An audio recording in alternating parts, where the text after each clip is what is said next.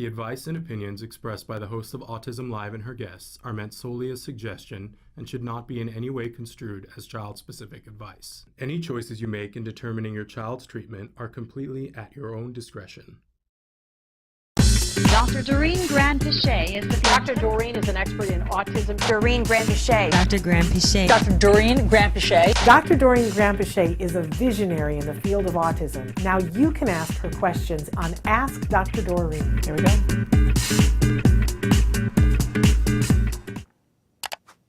Good morning and welcome to Ask Dr. Doreen. I'm Shannon Penrod and I'm here with the fabulous Dr. Doreen Granpeesheh. We're live right now. It is Tuesday, September 13th, 2022, and excited to be back. We were off last week because every once in a while we have to give Traven a break. Of course. So our fabulous Traven. But we're back. We're live this morning. We're live on Facebook, YouTube, Twitter, and a dozen other places. And our fabulous Traven will show those to you in just a second. But if Dr. Granpeesheh is here, and she's going to be answering your questions in real time. Good morning. Yeah, I just want to throw that in. Good morning, everyone. Lovely to be here. I'm like a freight train. No, it's and great. I'm like, I got a direction I'm going, and I don't stop. So good morning. Good morning, Shannon. How are you? I'm good. I'm excited to be back here with you. Yes. I miss it when we don't have this opportunity. Me too. It just feels weird. And it's been nice because we're back in person and I get to be in the same room with you. And also what you just told me right before we started, that we're just starting the 12th year. Yeah, this week is our 12th year of doing this together, and which is pretty amazing. It's lovely. It's incredible. It really, and what a privilege to be able to do that with you guys. If you watch the show at all, you know that during this hour, Dr. Granpeesheh, who is a true expert in the field of autism, gives us her time for an hour so that we can tour her brain, ask as many questions as you want. I love it because there's no cost to you for that. And if you've ever been like, well, I wish I could ask an autism expert this, what a lovely opportunity to do that. I also want to let you know that Dr. Granpeesheh is really getting it done on TikTok and now on Insta. Yeah. Instagram and Facebook. Yeah. And I have to say, for me, it's also very pleasant because, as you know, I am sort of retired. And this is a lovely way for me to be able to help families and have contact and reach out. There you go. So, but while you're here, you can be asking your questions right now. As I mentioned, we're live on a bunch of different sites. Later on today, this episode will podcast. It will be available as a free download wherever you get your podcasts. And on our website, if you go to autismnetwork.com, you can be searching past episodes, past questions. So if you go to the very top bar and go to podcasts and go to Ask Dr. Doreen, you can go in there and you can put in a topic. Today we're going to be kicking off the show talking about sleep, but let's say you have a bunch of questions about sleep and you want to see what other people have asked over the years. You can go in there and put sleep in the title and it'll show you exactly the questions people have asked. We update it every once in a while, so it won't have the most recent ones, and then you can click on it and it'll take you exactly to a question you answered in 2013, Amazing. Which is still valid. Yep. So there's an entire library of Dr. Doreen answering questions, but if you don't see your particular question, because listen, of course. There's new issues coming up. And you might have extenuating circumstances and you want to ask the question, you can feel free to be writing it in right now. I see that Estella is already written in and we love that interaction. I do have to give the disclaimer that there is no expert in this field who could give individual specific advice. So please understand the limitations of this format. Yes. But write in your questions, be as specific as possible. I always like it when you tell us where you're watching from.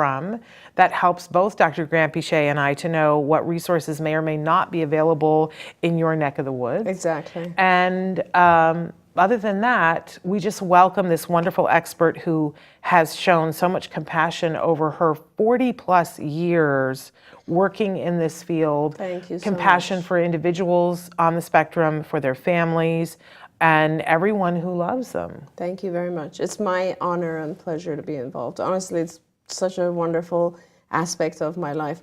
It's funny, I saw some old colleagues this past weekend, and we were just talking about how the most incredibly joyful period of our of anything we do, even Yes. today, is when we spend time with the families and with the children. Yeah. Feeling that somebody's getting something. I started to tell you a story yesterday and I didn't get to finish it, that a viewer wrote in over the weekend and said on many different platforms, because they wanted to make sure that you and I both got the message, they started watching us, their child started getting ABA therapy as a result. We were talking a lot about intensity, you and I, and the child was very young and the mom had been told, don't do the intensity thing. But she was listening to us. They started a 40-hour program and it was intense. It was intense. He was a 3-year-old and it was really hard. Yeah. So hard that at one point he threw up because he was so tired. And she said, I think this is too much. And they pulled back a little bit to ramp up because his body was saying, this is a lot. And so they just slowed the ramp up. But I and you both counseled her and said, he deserves this opportunity. This is what the research shows. Don't shortchange him. And she wrote to tell us that he's 8 years old now, and in his recent neurological appointment, they said he no longer qualifies for an autism diagnosis. How beautiful is that story? Yeah. I love that. Yeah. So I wanted to make sure that I shared you. that with you, and she's very excited and wanted to thank us for being a flashlight in the dark. That's awesome. So, I wonder if she would agree to be interviewed. Oh, we asked her once a long time ago to be on the show. I'll ask her again. She was shy.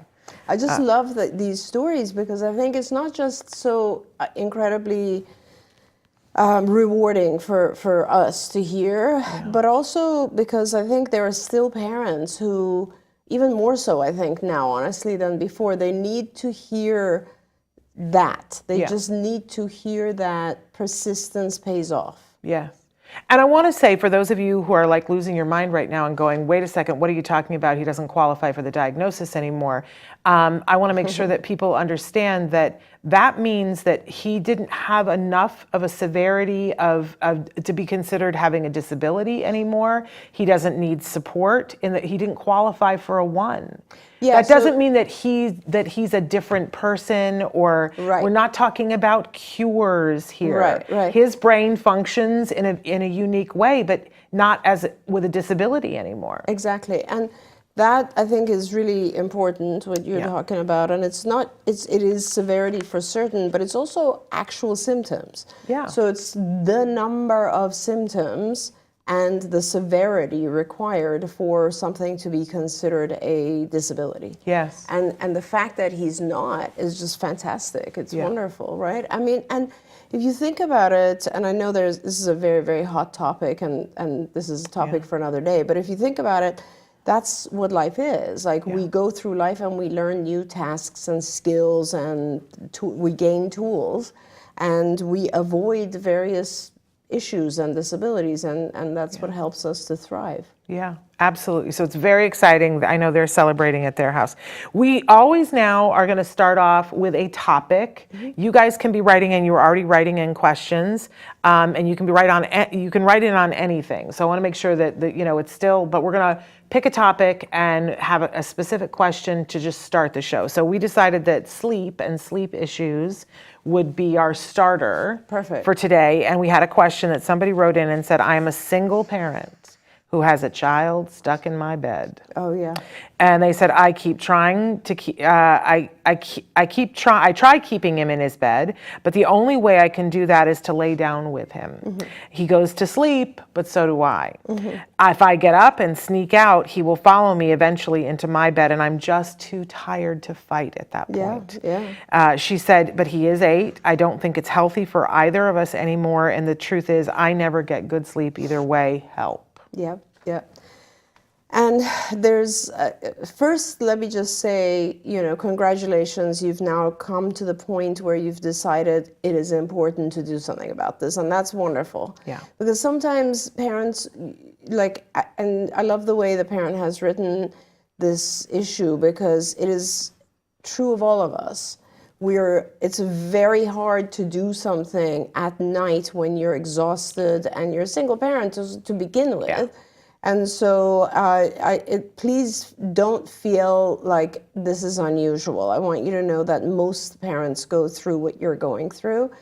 And there are a few steps, and I don't want to lie to you, the beginning of it will be a little rough. So perhaps you want to do this if you can take some time off from work, maybe just 3 or 4 days, including the weekend. So maybe you take off a Friday and a Monday or something, and then you definitely will have ample time to deal with this, because the body readjusts to new patterns within about 3 or 4 nights, repetitive sequences. And so the best way, I mean, there's 2 ways you can go about this, and sometimes parents choose to just kind of cut the cord, right? And put the child in their bed and leave, and the child can cry or complain, and no matter how many times they come, you take them back, and that is what we call flooding, sort of, and it's a very sudden change in the rules.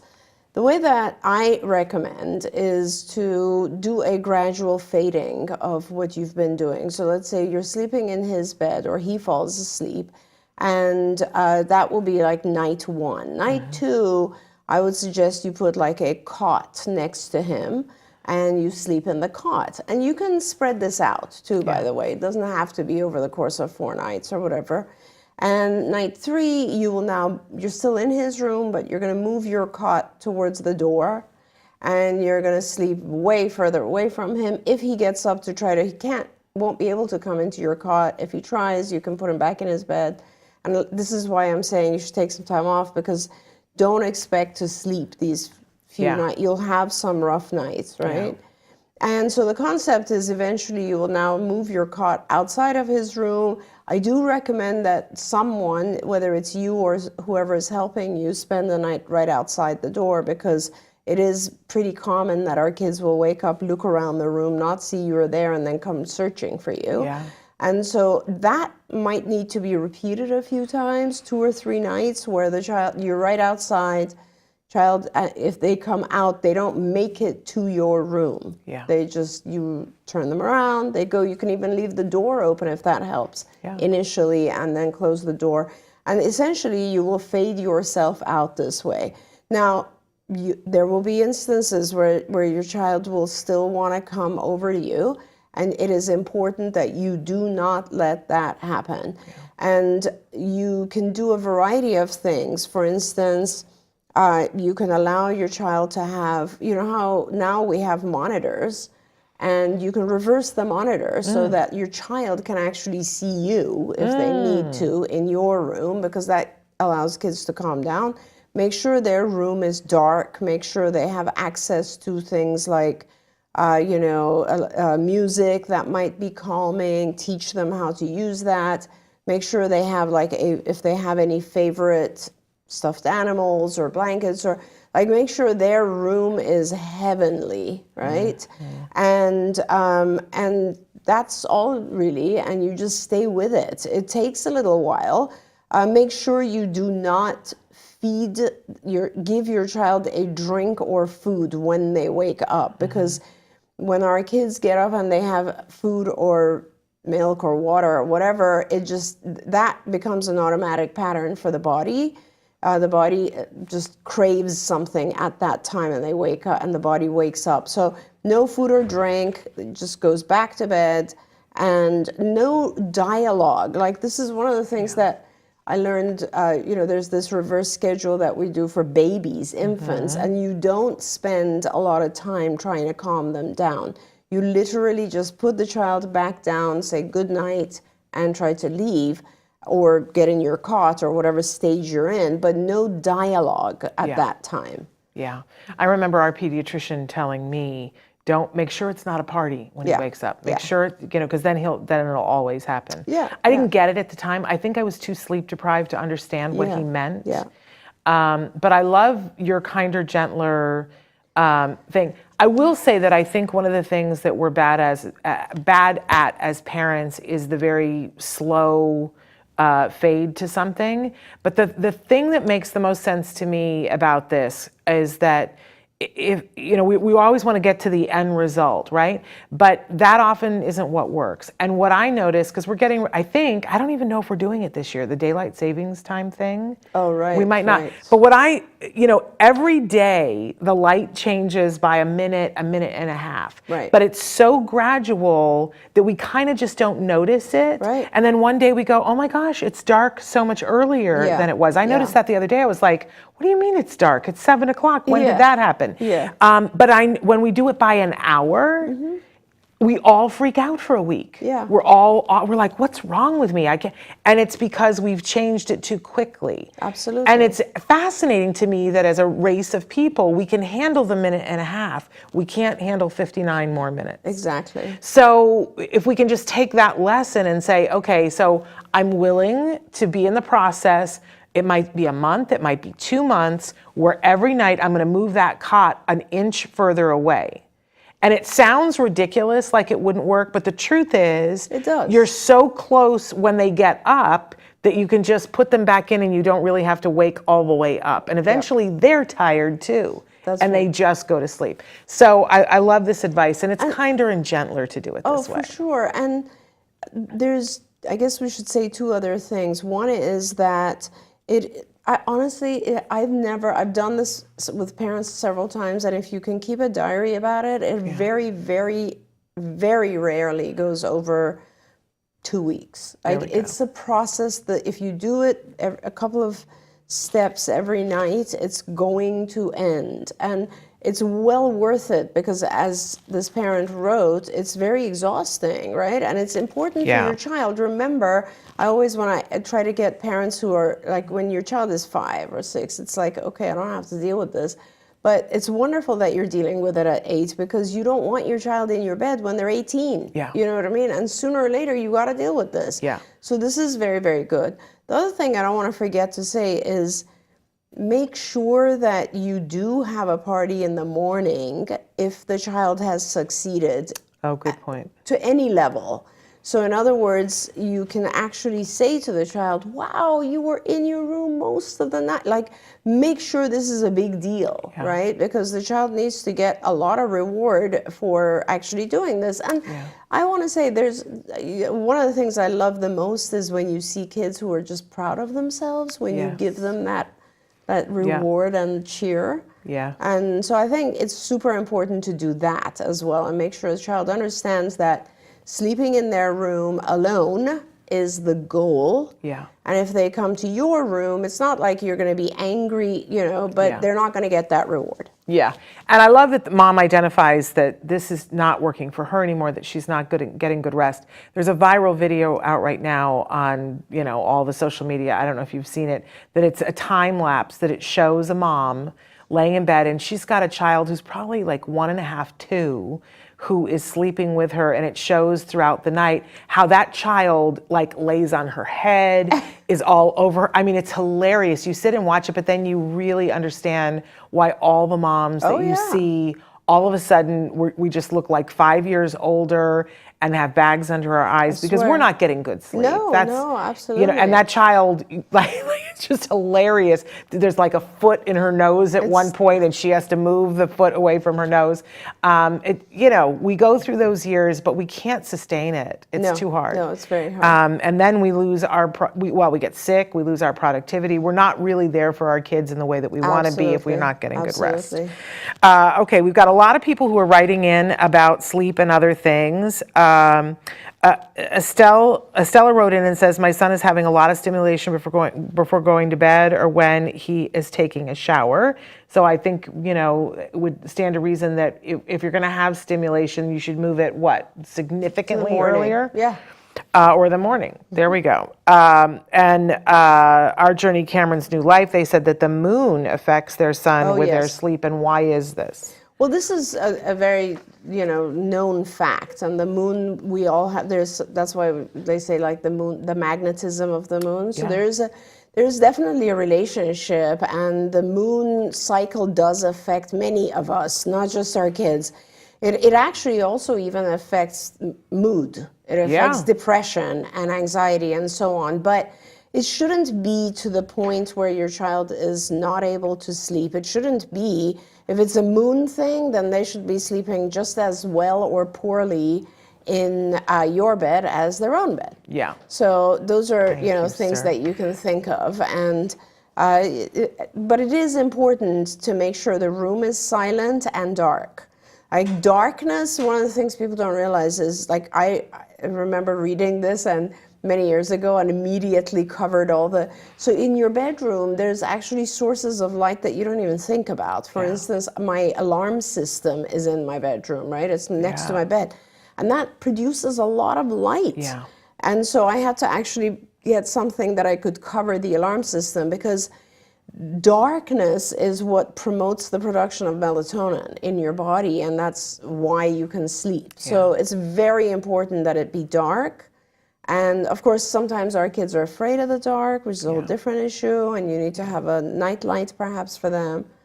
Those types of things. You just reminded me that I got to do that in our bedroom too. I didn't realize until I went and stayed at my niece's house and slept for 10 hours straight.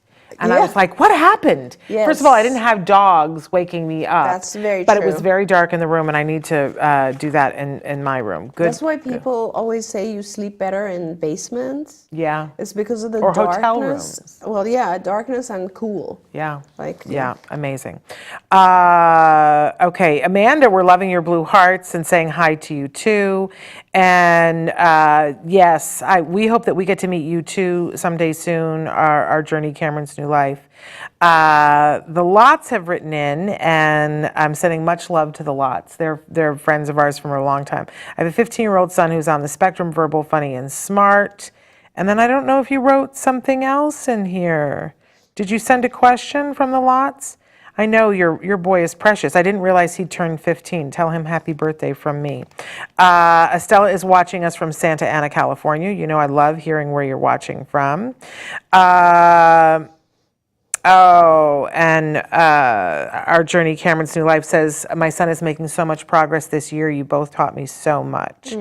May is watching from Rhode Island, saying hello to you, saying hello to the Facebook user who's saying, waving to everybody.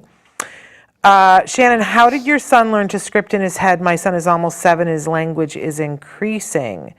That's an interesting thing, because Jem used to, and they clearly have watched before, Jem used to make high-pitched noises like R2-D2 all the time, and he would do scripting and just repeat things over and over and over again. And then he would do other things, and I'm sure that these are all different things, but whatever... I do this sometimes myself, that whatever comes into his head would just fall out of his mouth. Yeah. We were talking about Shamar Moore yesterday, and the first time when I met Shamar Moore, and he walked up to me and on the red carpet, and the sunlight hit his eyes, and he has the most startlingly blue eyes, and I said, oh my God, you are an attractive man. And it was just like the thought came in my head and he went, well. And I said, oh, no, I'm happily married. I apologize, but you are a strikingly handsome man. But so he gets it honestly from me. But Jem used to, do all of these things, and then he was taught that he could still have the thought, but that it could stay in his head. And I love that you're telling me this, because I remember the first time someone at CARD came to me and said, I don't know what to do about the fact that my patient is just like saying all these repetitive things, and it wasn't just thoughts, it was like, narration. That's what it was. It was narration from TV. They would narrate exactly what they heard on TV. And I sat there and I thought, I think we just have to teach our kids what the difference is between thinking and saying. Yes. I fully remember that moment when I said, and I was like, we're going to have to write a lesson about this. Yeah. And I think that's probably what he went through, because it was the difference of, we all, you guys, if you think about it, we all have constant language in our heads, right? Can I tell you something crazy? Yeah. That when we started wearing the masks, and I was home for 2 years, and then I started wearing a mask going out in public, And it is, I still find myself doing this. It's like I think you can't hear me because I have the mask on. Oh, yeah. And I walk through a grocery store and I go, well, that is a stupid way to do that. And I wonder why, and I'm just talking constantly out loud. You need this lesson. And somebody came up to me like, we can hear you. And I was like, oh my goodness, Are you I'm like a serious? crazy woman. You I'm just yakking away and going, oh, I don't think I would have worn that way. That's hilarious. It's horrible. It's horrible that. But yeah. see, that's I need this exactly, lesson. well, I mean, that's Yeah. what it is. A lot of times we're thinking things, or it's not even like we're talking to ourselves, right? Yes. In our head. Yes. And so it was, I think when we started the lesson, it started out by teaching the child out loud or quiet, or like just think it. Yes. And then tell me what you thought. And then that Yes. helped the child understand that he can have a whole dialogue in his head without other people knowing. Yes. And that is kind of important, I think, because especially with our kids, I think some of our kids get to a point where they worry about having that language in their head. Yeah, like it's somebody else And other or it's than them. wrong, or there's Yes. something wrong with it. Yes. But to teach our kids that is called thought. That's your mind. Yes. And that's totally fine. Is in so many ways good, because Yeah. it also not just helps them in this instance, but it also helps them realize that, they can have a whole communication with themselves. Yes. Like they can reason things out by themselves. They're not alone. Like it leads And they can to a lot of calm themselves. Exactly. Self-regulation. Exactly. It's a pretty powerful thing. Yeah. And I can remember them sitting at the table. I remember Think it, actually, say it, yes, think the it. Peter sitting there and saying, okay, I'm going to think about Batman right now. Yeah. And then he sat there and he was like, could you tell I was thinking about Batman? And Jem was like, well, you were smiling. Yeah. You know what I mean? Yeah. And he said, now I want you to think about something you like. Yeah. And do I know for sure? Exactly. And it was this whole big thing, and it was this crazy moment when Jem sort of got that, which Yeah. was sort of fun. Yeah. Yep. Okay. Now, many people wrote in and said that they were having the musical bed problem too, and so I'm glad that you had an opportunity to talk about that. NH says, my son is almost 5, speaking well, and is fully potty trained, number 1, but refuses to go number 2 in the potty. We've tried everything, toy incentives, discussing it with him, different seats, different setups, taking breaks. He can wait days, so we can't just wait him out. He sits on the potty with the iPad for a long time without going. Mm-hmm. What else can we try? We think he has irritational anxieties that are hard to put in words. So glad that you are live with us right now. Yeah. I need you to tell me more. I need you to tell me what happens when he does go, when he does have a bowel movement. Does he go and hide somewhere? Is he wearing pull-ups? Give me a little bit of detail about what is actually happening right now with how he has bowel movements. Okay, and then write it in and tell us. Amanda mentioned that about the moon, and when we were talking about sleep, circadian rhythm, and dark and cold, and having it cold mimics the sun going down, which promotes melatonin. Right, There we right. go, Amanda. I love that. Laurie has written in from Chandler, Arizona. Hi, Laurie. And our Cameron's new journey is new life is watching from Southern Oregon, which is fabulous. Somebody had written in a question earlier today, I think it was. Hi, Shannon and Dr. Granpeesheh. I'm a parent of an autistic 5-year-old boy. I have joined many Facebook groups for parents of autistic kids, mainly for support and just to know I'm not going through this alone. There is one topic that seems to come up from time to time on these groups, and that is the term Einstein syndrome. Many parents seem to think that their kids fall into this category, possibly because the prognosis is more favorable than that of autism. I would like to find out if Einstein syndrome is a recognized diagnosis, and more importantly, if Dr. Granpeesheh believes it's a real condition. So thank you for that question. It's a great question. It's not a real diagnosis. It doesn't exist in the DSM. I think it's referred to because there are a group of kids on the autism spectrum who are absolute geniuses in one way or another. And there's no question about that. I mean, I've met so many children who have, over the years, and like, I've seen things from our kids that are, I could tell you story after story where we're all just sitting in a room going, oh my God, well, and it's, I tell you stories from literally 40 years ago and a month ago. Things that they can do that are amazing. Things that they can do, and they're very different. Yeah. So one of the first experiences I had ever where I realized that this was the autistic savant. It used to be called that, actually, back in the 70s and 80s.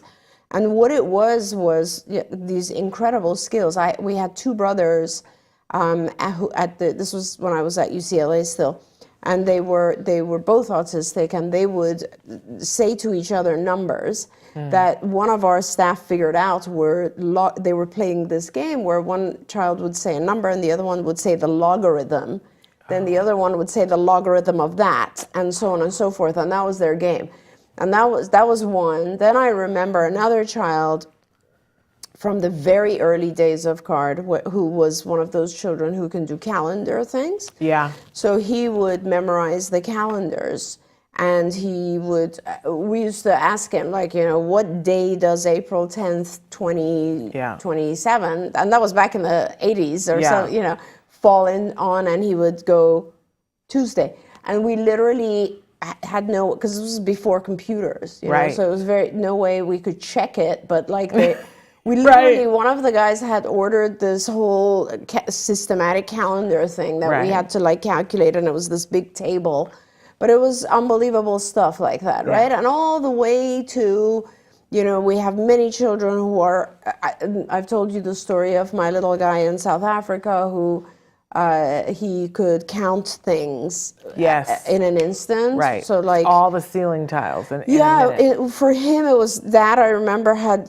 took a pile of marbles, put them on the table and said how many, and then he said something like 12 and or 20, and we counted and there was only like 12 on the table, and then he explained that he was also counting the remainder that were in the bag, and I was like, oh my God. Right. So, but he had this very incredible talent of counting all the way, fast forward to a year ago, there are children who actually are very nonverbal, and it's very hard for them to articulate anything. Yeah. And I have seen such a child actually with the, where the letters, and you put your fingers into the letter, and she could say incredible statements. Oh, yeah. So there is a whole and then of course there are many children we know who are amazing at music. They just will play something straight out, and children who are unbelievable artists. Yeah. I mean, so all of that exists, and I think that's why it is referred to as Einstein syndrome, because it's a selective area of incredible strength. Yes. Unusual strength, beyond our capabilities. Yes. And so, it's an attractive thing. It's not, I can understand that as a parent, we'd want to say that's what my child has, and it's very possible. There are some children who really do have savant skills, right? But nevertheless, I don't know that that's necessarily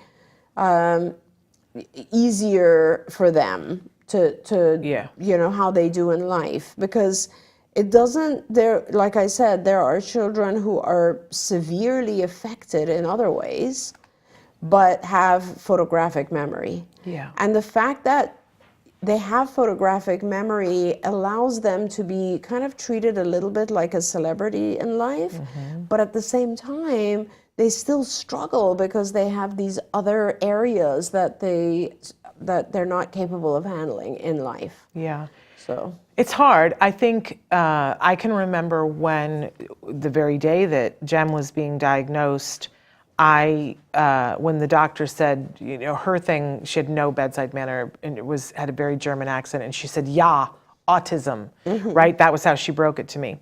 And thank you. And I I at that point I didn't know that much, and I said, well, but where is it on that spectrum? Right, Like, right. are we at least Asperger's? Right. Because I thought, oh, well, then maybe he'll have some great ability to be a mathematician, was the thought process in my head, because I was looking for something to hold on to. Of course. And she didn't have anything for me in her bag. She was like, I don't even know. Yes. I don't know if your child's going to talk again. I don't know, I don't know. But that was the thing. I was looking for something to hold on to that at least, and I do think I see in parents, when you find the thing that whether it's the thing that your kid is good at or the thing that your kid is drawn to, that's their niche, it's almost like it's a relief. Of course. That it's a puzzle that you have to solve. Until then, I'm thinking about a friend who, when she discovered that her daughter can sing opera. Yeah. And it was like, okay, now we know what path we're on, we know the direction. So I do think there is some comfort for us in that. But the truth of the matter is, even if she had been able to say to me, well, your son has Asperger's, there's many people that I understand now that would have been that classification that would say to me, listen, I have the ability to do this, but nobody understands the level of anxiety that I have. Yeah. So we have to take it day by day. We have to, meet our children where they are. We have to play to their strengths and shore up their weaknesses like any other parent. That's exactly what I was going to say, Shannon. I totally agree with you. I think the same level of pride is, you can apply that to just any parent, right? Like when our kids have some area that they're strong in, we're proud of them and we're grateful and we show off. Yes. And that's, I think, all parents do that, obviously, right? And this is part of that as well. Yeah. The fact of the matter is, like, I could say, my son, he's hilarious. He has one of the best sense of humors that I've ever seen. He could be a stand-up comic. He's so amazing, right? But the truth is, there are other areas where he could still benefit from instruction. And well, so, he's a person. He's a person, and we're all like that. And so it's important to not just hold on to the strengths, but at the same time, please do hold on to the point, because it's wonderful for our kids also to see that we're proud of them. But at the same time, you have to nurture all the areas that need help too. We should make cups and hats and things that say, play to their strengths, shore up their weaknesses, to remind us. See, I love that. We have to go to a break, and I want to say that you've got an event that's coming up. There's a wonderful charity that you are the president of, Autism Care Today. Which I want to just say, Autism Care Today, we founded Autism Care Today, believe it or not, I think it's about 18 years ago now. And it was parents at CARD, and I, in particular, I want to call out and thank Bill and Poita Cernius, who were amazing back then and still are and always have been. And we together founded this organization, and very quickly a couple of other parents joined us. And our goal was and is, it's called ACT Today, Autism Care Today. And our goal is and has always been to help families directly. It's not about research, which everything is important, but ACT's goal is to help families. And so we have given out grants that we're almost at around $2 million of grants that we've given out, and we're very, very proud of this. And so we have this, usually we would have an event called Denim, Diamonds, and Stars, which of course our dear Nancy Ospa Jackson was the director of that and did a fantastic job for us every year.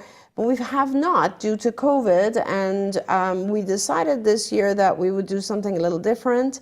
And so we are doing a Halloween event, which is called All Ghouls Gala.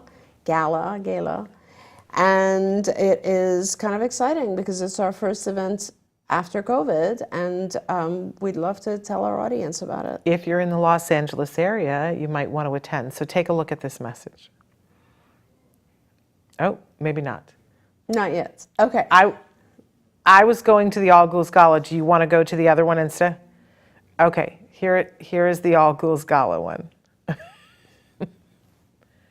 I'm talking to Traven in my ear, you guys. That's what that was. If you think I'm just like talking to myself, Traven is in my ear. You are invited to a frightfully fun evening at the first annual All Ghouls Gala. Eat, drink, and be scary at an exclusive venue in Woodland Hills, California on Saturday, October 29th, 2022. Join us if you dare from 6 p.m. until death do us party. Dress to kill.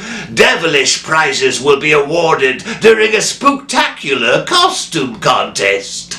Tickets to this exclusive event are available now at Eventbrite. But they won't last long. Will you? Proceeds from the event benefit autism care today. So get your scare on.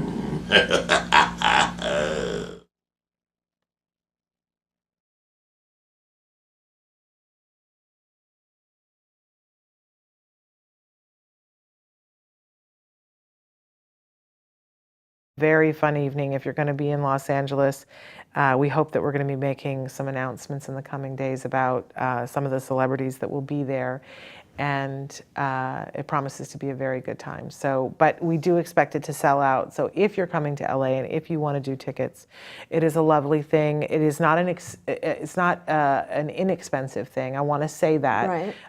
But again, the purpose of this event is to raise money so that yesterday we did a whole talk about insurance and funding and co-pays and how to be smart about it. And sometimes one of the resources I gave you guys is applying for a grant from Act Today. That is one of the many things that Act Today does, is give grants to families for co-pays so that they can afford to pay for their insurance for the year to get the full benefit of their ABA. And so we have to raise money for that. So please, I know some of you are going to be like, it's that much to come to this, but that's why it's that much to come to it. So it's $200 per ticket, and all of it goes to the families. And we have, like as Shannon said, we fund co-pays, which is a big expense for a lot of families. Labs, when you want your child to do lab tests, and there's fees associated with that because your insurance won't cover it.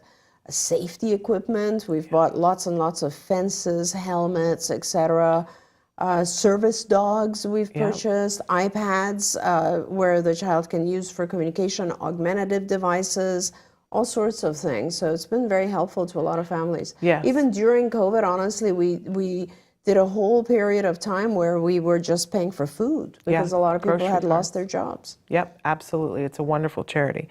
And the families, what I love about it, and I always, there's many great charities. But what I particularly love about Act Today and brag about is that they're grants for the things that the families ask for. Yes. There are many other places where you can apply for and get a grant for an iPad, and that's lovely, but if what you need is a fence because your child is going to elope, there are very few choices, and Act Today says we're going to say to the families, what is it that you need?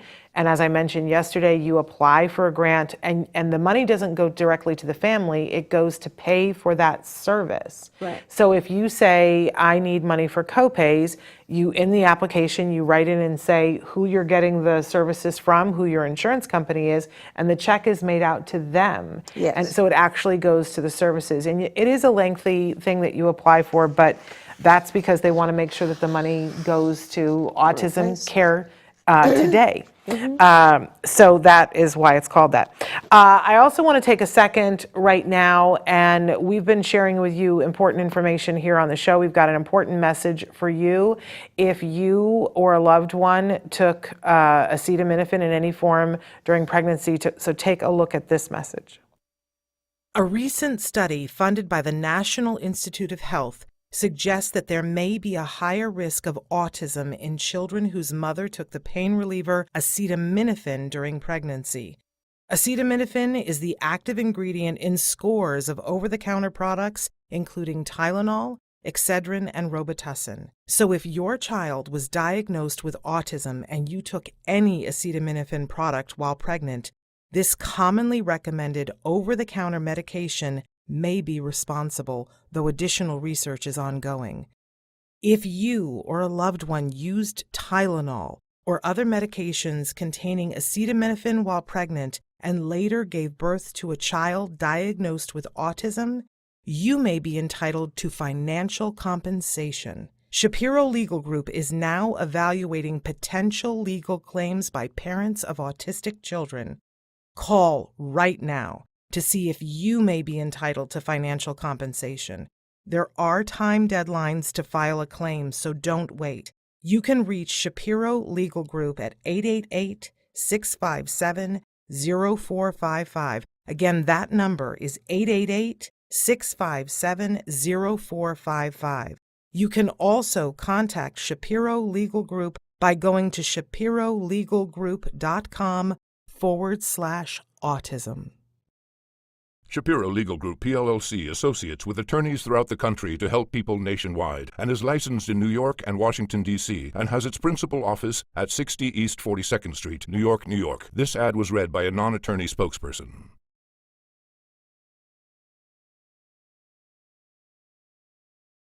I was wondering about that ad. I mean, that's all I took for my migraines while I was pregnant, and that's a lot of us.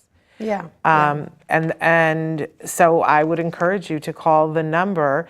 There's still more research being done, but there is a possibility that there's financial compensation, and there were a lot of us that was what we were told to take. But they are seeing now in the preliminary studies that they're showing that there's a higher prevalence of children on the spectrum whose mothers took it. So it's very hard because I think we all feel like, my gosh, what if I did something that caused some of the difficulties that my child may be having right now? And there's no fruit in beating ourselves up about it, but this is something that you can actually do. You can call the number and have a conversation with them, see if you qualify to be part of this group, and see about that. So that's why we're showing you that information. So, check that out with them. I wanted to go back, Dr. Granpeesheh, that we had, my double chin is hitting my mic. I apologize, you guys. I just need to put it to the side there. But NH wrote back in about the bathroom problem, saying when he goes, he hides in another room or a corner. He's very sneaky. He goes in his undies or a diaper at night. Yeah. And that was exactly the reason I asked that question, because that is, when that happens, it shows actually a very good thing, which is that the child is embarrassed or thinks that this process that their body is going through has to be done in private. Well, it also is an awareness that they need to poop, right? There's a feeling that comes and they go, I'm going to go hide under the table and poop. So it actually, in a lot of ways, shows a lot of things are working right. Oh yeah, for sure. But for whatever reason, they think that pooping is either wrong, in which case they have to hide. And probably, honestly, part of the reason our kids start to feel that way is because when they poop in their underwear or something, we tell them, no, that's not what I want you to do. And they don't realize that you're talking about the underwear part. Right. They think it has something to do with just pooping. Right. And so what you have to do is you have to gradually get him to a point where going to the bathroom is the corner, is the place where he can hide. And so you will start by, when he poops in his underwear or something, don't have any kind of negative reaction to it. Just have him go with you to the toilet and actually take the underwear and empty the poop into the toilet, flush it, and celebrate. Yes. Okay, and he will start to realize that's where poop has to go. And the more you do it, and the other thing is with our kids, usually they have a time frame. Like some kids will go right after breakfast, some kids will wait and go right after dinner. Kids have a time frame. So you want to make sure that you spend that time with your child, because if you can see them, they're about to go sneak into a corner and you direct them to the bathroom, and you just point and, give them a hint. Remember, this is where it goes, and just leave them in there. Yeah. They will start to get the idea that this is what they need to do, right? And as soon as you've had any success at all, you need to eliminate the pull-ups and diapers, because we did this study which showed that if you keep putting the child in diapers, they will keep going in the diaper. Whereas It's confusing. if you get, I mean, it's just what they're used to. So let me ask you this. If he has a place in the corner that he likes to do it, should you maybe take a potty chair? And I know with some kids they're older, and put that in the corner? So this is another interesting thing we learned over time is that the kids have a less of a harder time going on a potty chair than the toilet. And I think that might have something to do with a lot of kids are afraid of where things go when they're in the toilet, right? It's like, what is that hole? And how could I ever fall into that hole? And they have these thoughts, right? So that movie Flushed Away didn't help anyone, right? When the little rat goes down and he's in the sewer, that helped no one. Well, and like they've seen things disappear in there, right? And it's sort of creepy for them. So it is a good idea to actually put a potty chair, as long as you can. They have these potty chairs now where you can transfer the seat of the potty chair onto the toilet. Oh, okay. That is kind of the best way to do it, because now the child's used to this particular like cushiony seat, and you now have it on the toilet. But I think for this child, it's really important that they learn that the corner or the secret, a lot of kids go in the closet and do this, right? Yeah. That is, for them, should be the toilet, the bathroom. The bathroom is the corner that you want to go in, right? And then if we realize, they still have a fear of the actual toilet, we can start using a potty chair first and transfer that. But let us know how that goes. Yeah. I just want to say that one of the problems that we had was that the bathroom is a very echoey place. Yes. And for whatever reason, sensory, that would just dysregulate my child completely, out the corner, around the corner, down the block. And when we realized that, we put a lot more padding and fabric and things so that it wasn't as echoey, and we found that it helped with the potty training. But then we had the problem when we would go out, like, be in a Target bathroom, talk about echoey. Oh, yeah. And my child would be totally fine. You take him in a Target bathroom and he would lose his oh my mind. gosh, and be an entirely different child. And it took me a while to figure that out. And I remember thinking, how is this ever going to end? Like, is he going to be 22 and he's going to be, doing a lecture, and then he's going to go into the bathroom and fall apart? Yeah. And it worked itself out. We did a lot of different things, and it wasn't like we did nothing. But I just want to say to people, because you get stuck in a phase and you go, we're going to be stuck here forever. Yeah. And it's never going to be better. Your child is going to poop in the potty at some point and stop doing it other places. It is going to happen. You're going to find it one way or the other. Don't give up. It will get better. Right. Dozer says, what about a pull-up at night? My son has diabetes insipidus that makes him pee a lot, and even with a good night, he will wet through sometimes. I bought a regular toilet seat that has a smaller potty seat attached to it. It's held to the lid with a magnet when not in use. Yeah, that's exactly the awesome type cool. of seat. And if you're dealing with other health issues like diabetes, where you're naturally is going to go to the bathroom or urinate multiple times, I think depending on the age of the child, you might need to continue for a while on the diapers. But sooner or later, again, depending on the age of the child, you're going to have to teach them to get up and use the toilet. Yeah. But I think when you say getting rid of the diaper during the day is one thing, pull up at night is an entire It's a different other thing. Yes, it is a different thing. Yeah. We have a friend that at one point, his first invention, you and I share a friend, his first invention was that he made sheets that were waterproof and disposable. Yeah. And he was marketing them to college students. So How funny. you would get this this sheet pack, and it was both the top sheet and the bottom sheet, and you would put the sheet on, the fitted sheet on, and then if something, every week you could just pull one off, so you didn't have to do laundry if you were a college student. Yeah. But he made them waterproof, and he would go on these different shows, and they would make fun of him, and they would go, "Are you peeing your bed? And is that why?" And when I met him and I saw this, I was like, "You marketed this all wrong. You should have marketed this to parents, because this would have made life so much easier." It's so true. By that point, he'd sold the Absolutely. company. But a missed opportunity. And he was like, "Really? Would that have been helpful?" I was like, "Are you kidding me?" Because if your child wet the bed and all you had to do was pull the sheet, Yeah. put them over the top, pull the sheet, and dispose of the sheet, and it didn't go through to the mattress. But you know that, like, the original studies for bedwetting, they have a device that you can actually buy still today, which is, it looks like a heating pad. It's a little bit bigger, and you put it under the sheet. Right. And as soon as it gets wet, it either will vibrate Right. or have a little bell. And it wakes them up. It wakes them up, right? See, but I always was like, isn't that too late? It is too late, but it's aversive. No, It's I don't like It's a aversives. negative consequence. I don't like aversives. Exactly. Because I personally don't like aversives. Okay, do we have time for one more question? Sure. It's a doozy. My older son is 6, verbally delayed and autistic. He constantly is attacking us and destroying my home. He responds to nothing. The only peace I have is when he sleeps. I'm terrified for my life, for my 11-year-old child. I'm scared of my own son, and I don't know what to do. I've had to lock me and my baby in the room just to keep him safe.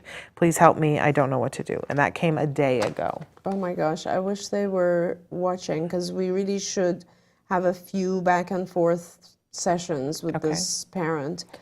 Let me say this, if they are watching, can you write to me, Shannon, at autism-live.com, so that we can be connecting with you and asking questions? Please, and also just come back on the show again so that we can have dialogue. But one thing I want you to start doing right away is let us know what is occurring when he becomes aggressive.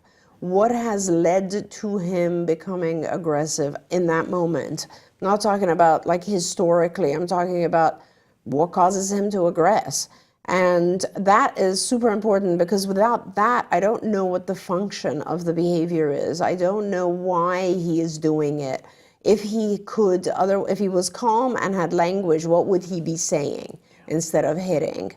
So please let us know, and I'm certain we can help guide you through some of this. And he's 6. So the good news is, and I want to congratulate you and support you in saying, I need help. Yes. Because that's the hardest thing in the world to do. But he's 6. Now is a great time, because at 6, you still, he is still a person that is seeking something, Yes. right? There's something obviously that he wants, and at 6 you can change this equation, and he's small enough that you still probably have the upper hand more than you think. Yes. And not waiting until he's 12 is not a good idea. Exactly. 6 now is the good time. So please write to us so that we And can let us further know, help you please, with yes. this. Other than that, we are out of time, but I really want to take a second to thank everybody to be here. I also want to let you know that next week's show, we have a very special Ask Dr. Doreen that we're going to be showing next week with a very special guest, Austin Butner. I haven't had the opportunity to meet him, but you know him. And he is an amazing philanthropist and has had many interesting jobs here. He most recently was the superintendent of Los Angeles Unified School Districts throughout the pandemic. That's right. And before that, he was the publisher and CEO of the Los Angeles Times. I mean, the guy has had a very interesting life. And he's going to be here talking with us about a very interesting proposition that's going to be on the ballot in just a few weeks here in California that has the ability to change a lot of lives. And I know for some of you, you might be thinking, well, that's California, but you know how things go in California. If it works, then it spreads. That's really what happened with ABA. That's right. So we're looking forward to having him with us on next week's show, and we hope that you guys will tune into that very important show. I'll give you a hint. It's about funding arts for our kids. And that helps our children. Yes. But it also helps the other children to be able to appreciate our children. And there's so many other benefits to the arts. And this is huge. It is huge. It is huge. What And he is it's- proposing Yes. is life-changing and could be something that 20 years from now we all look back and go, that was the moment when things got better. That's right. So I'm excited about I'm it. very excited, and just having the opportunity to have him on, he's a very exceptional person. Yeah, I'm excited about it. A little nervous. Yeah, it'll be fun. But the good kind of nervous. So we will be back next week with that. On tomorrow's show, our topic on Autism Live, we're talking about autism and dating. I don't know if you saw that Autism in Love won 3 Emmys. Wow. Which is amazing, and one of them for casting. So on tomorrow's show, we have Chris Assad, who's a licensed marriage and family therapist, and Tom Island, who identifies as an individual who is on the spectrum. They are leading a new autism dating program, and they're going to talk about some of the ins and outs of that tomorrow on tomorrow's show. Then on Thursday, we're debuting a new podcast that we're doing here that is called Let's Talk All the Things with our special guest, Rachel Bird. She's one of my besties. And listen, it will be the funniest hour we do this week. And she is Martha Stewart in a different dress. And an autism parent. Her son is a pretty famous actor, Kobe Bird, who we've had on the show many times before. She is a panic and a half. So the two of us together, get ready, fasten your seatbelts. And I wish I was on with you because it's your birthday on Thursday. Well, there is that so too. It's going to be a lovely day. And it's a big birthday. I'm turning a really big birthday. Interesting number that I am in denial about. So we're not going to talk nice. about that. But anyway, I hope you guys will tune in. I'd forgotten about that yes. Because that's how much denial I'm in about this birthday. But and then of course we'll be showing an episode of Stories from the Spectrum on Friday. I love that some of you are starting to tune in and get the memo that it's one of the hottest things going. Stories on the Spectrum, that's on Friday. So we'll be back tomorrow. Until then, give your kiddos a hug from me and one for you too. And thank you, Dr. Granpeesheh. Thank you so much, Shannon. Bye, Bye-bye. everyone.